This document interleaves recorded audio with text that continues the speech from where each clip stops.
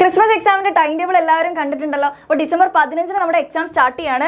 December 23 വരെയാണ് exam. അപ്പോൾ time table ഒന്നും കൂടെ സൂക്ഷിച്ച് നോക്കിക്കഴിഞ്ഞാൽ നിങ്ങൾക്ക് കുറച്ച് കാര്യങ്ങൾ മനസ്സിലാവും. അതായത് നമുക്ക് ഡെയിലി എക്സാം ആണ്, ഒരു ദിവസം പോലും ഗ്യാപ്പ് ഇല്ലാതെ അങ്ങനെയാണ് നമ്മുടെ എക്സാം വരുന്നത്.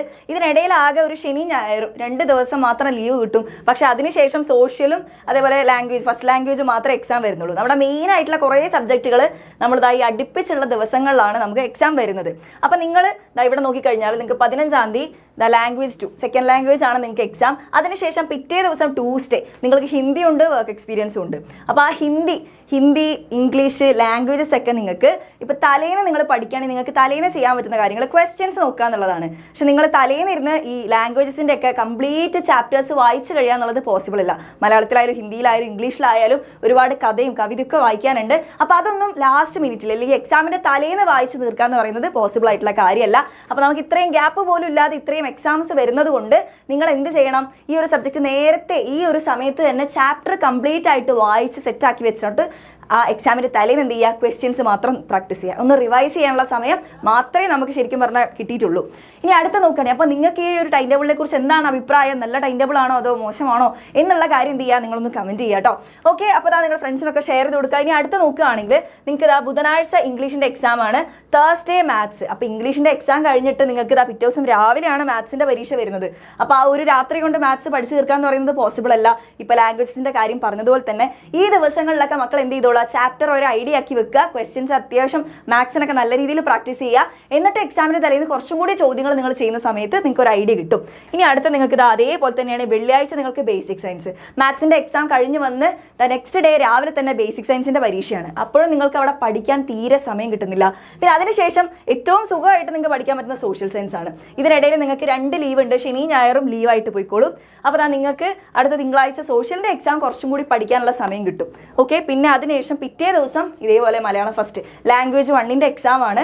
അപ്പോൾ അതിനും എന്തുണ്ട്, ആകെ ഒരു രാത്രി മാത്രമേ നിങ്ങൾക്ക് പഠിക്കാനുള്ള സമയമുള്ളൂ. അപ്പോൾ നിങ്ങൾ എന്ത് ചെയ്തോളാം, ഇതിൻ്റെ ചാപ്റ്റേഴ്സ് എല്ലാം കംപ്ലീറ്റ് കഥയും കവിതയൊക്കെ ഈ ദിവസങ്ങളിൽ വായിച്ച് തീർത്തിരിക്കണം. ഓക്കെ, എന്നാൽ മാത്രമാണ് നിങ്ങൾക്ക് തലേന്നൊന്ന് പൊടി തട്ടി എടുക്കാൻ ഈ സാധനങ്ങളൊക്കെ ഓർമ്മയുണ്ടാവുള്ളൂ. ഓക്കെ, അപ്പോൾ നിങ്ങൾ മെയിനായിട്ട് ഈ ഒരു ടൈം ടേബിൾ കണ്ടിട്ട് നിങ്ങൾ ഫോക്കസ് ചെയ്യേണ്ടത് മിസ്സിൻ്റെ ഒരു അഭിപ്രായം വെച്ചിട്ട് basic science, English, maths, Hindi. Basic science എന്നൊക്കെ പറയുന്നത് മാത്സ് കഴിഞ്ഞതിൻ്റെ പിറ്റേ ദിവസം. അതുപോലെ ഇംഗ്ലീഷ് എന്ന് പറയുന്നത് ഈ ഹിന്ദി കഴിഞ്ഞതിൻ്റെ പിറ്റേ ദിവസം. Hindi, English, maths, basic science, ഇത്രയും സബ്ജക്ട്സ് അടയാളപ്പെടുത്താം. Hindi, English, maths, basic science. ഈ 4 സബ്ജക്റ്റിന് ശരിക്കും പറഞ്ഞാൽ പഠിക്കാൻ നമുക്ക് സമയമില്ല. അപ്പോൾ നിങ്ങൾ എന്ത് ചെയ്തോളാം, ഈ ദിവസങ്ങളിൽ ഈ 4 സബ്ജക്റ്റ് നന്നായിട്ട് പഠിച്ച് വെച്ചോളാം. എന്നാലാണ് നമുക്ക് തലേന്ന് എന്തെങ്കിലും ക്വസ്റ്റ്യൻസ് ഒക്കെ ചെയ്യാനോ അല്ലെങ്കിൽ പഠിച്ച കാര്യങ്ങൾ മറന്നു പോകാതിരിക്കാൻ വേണ്ടി റിവൈസ് ചെയ്യാനൊരു ഓപ്ഷൻ ഉണ്ടാവുള്ളൂ. അല്ലാതെ നിങ്ങൾ എക്സാമിൻ്റെ തലേന്നും കൂടി ഇരുന്ന് പഠിക്കുക, അതായത് പുതിയതായിട്ട് അറിയാത്ത കാര്യങ്ങൾ പഠിക്കാൻ ട്രൈ ചെയ്യുകയാണെങ്കിൽ നമുക്ക് എന്തായാലും കുറേ കാര്യങ്ങൾ മറന്നു പോകാനും കൂടുതൽ ടെൻഷൻ ആവാനും സ്ട്രെസ്ഡ് ആവാനൊക്കെ സാധ്യതയുണ്ട്. അപ്പോൾ അങ്ങനെ ഒരു അവസ്ഥയിലേക്ക് നിങ്ങൾ പോകരുത്. സോ ഈ ദിവസങ്ങൾ എല്ലാവരും എന്ത് ചെയ്യുക, നന്നായിട്ട് പഠിച്ചോളാം. ഈ അടയാളപ്പെടുത്തിയിട്ടുള്ള ഈ ചാപ്റ്റേഴ്സിൽ ഈ സബ്ജക്റ്റുകൾ എന്ത് ചെയ്യുക, നോട്ട് ചെയ്ത് വെച്ച് പഠിച്ചോളുക. ബാക്കിയുള്ള ഒരുവിധം എല്ലാ സബ്ജക്റ്റുകൾക്കും നിങ്ങൾക്ക് സമയം കിട്ടും. പിന്നെ നേരത്തെ പറഞ്ഞതുപോലെ എല്ലാ ചാപ്റ്റേഴ്സും തീർത്ത് വെക്കുക, ക്വസ്റ്റ്യൻസ് മാത്രം ചെയ്യാം. അവസാന നിമിഷം റിവിഷന് വേണ്ടി മാത്രം എന്ത് ചെയ്യുക മക്കളെ, മാറ്റി വെക്കുക. അപ്പോൾ ഈ ടൈം ടേബിൾ കണ്ടിട്ട് കുറച്ച് ബുദ്ധിമുട്ടുള്ളതാണ്. അതായത് ദിവസങ്ങളൊക്കെ എല്ലാം അടുപ്പിച്ചായതുകൊണ്ടും ടഫായിട്ടുള്ള സബ്ജക്ട്സ് ഒക്കെ തൊട്ടടുത്ത ദിവസങ്ങളിൽ വരുന്നത് കൊണ്ട് നിങ്ങൾ കുറച്ചും കൂടി കാര്യമായിട്ട് പഠിക്കേണ്ടതുണ്ട്. ഓക്കെ, അപ്പോൾ ഈ മിസ് മാർക്ക് ചെയ്തിട്ടുള്ള ഈ 4 സബ്ജക്ട്സ് നിങ്ങൾ എന്ത് ചെയ്യുക, നന്നായിട്ട് പഠിക്കുക. ഓക്കെ, അപ്പോൾ നിങ്ങൾക്ക് ഇനി നമ്മുടെ ക്ലാസ് 6ൻ്റെ ബാച്ചിലേക്കൊക്കെ ജോയിൻ ചെയ്യാനുള്ള അവസരമുണ്ട്. ഇപ്പോൾ ഓഫർ പ്രൈസ് ഉണ്ട്.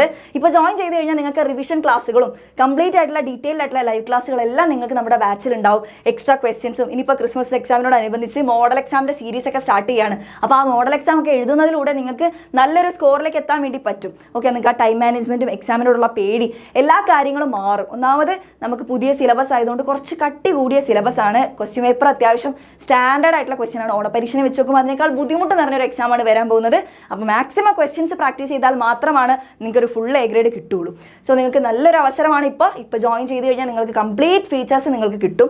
ഓക്കെ, അത് കൂടാതെ നമുക്ക് ഒരു ക്രാഷ് കോഴ്സ് ഉണ്ട്. ഡിസംബർ 26-നാണ് ബാച്ച് സ്റ്റാർട്ട് ചെയ്യുന്നത്. അത് നമ്മുടെ പബ്ലിക് എക്സാമിലേക്ക് ഫോക്കസ് ചെയ്യാൻ വേണ്ടിയിട്ടുള്ള എല്ലാ കാര്യങ്ങളും നമ്മുടെ ഈ ഒരു ക്രാഷ് കോഴ്സിലുണ്ട്. സോ ഇതിപ്പോൾ ജോയിൻ ചെയ്യണമെങ്കിൽ നിങ്ങൾക്ക് ചെറിയൊരു പൈസയ്ക്ക് 799 മാത്രമാണ് ഇതിൻ്റെ ഫീ വരുന്നത്. സോ ഈ കാര്യങ്ങളൊക്കെ നിങ്ങൾ ഈ ഒരു സമയത്ത് വൈസ് ആയിട്ടുള്ള ഒരു ഡിസിഷൻ എടുക്കുക. സോ എല്ലാവരും സീരിയസ് ആയിട്ട് എന്ത് ചെയ്യുക, പഠിച്ച് തുടങ്ങിക്കോളാം. ഈ സബ്ജക്ട്സിനൊക്കെ കൂടുതൽ ഇമ്പോർട്ടൻസ് കൊടുത്ത് പഠിക്കുക. So all the best.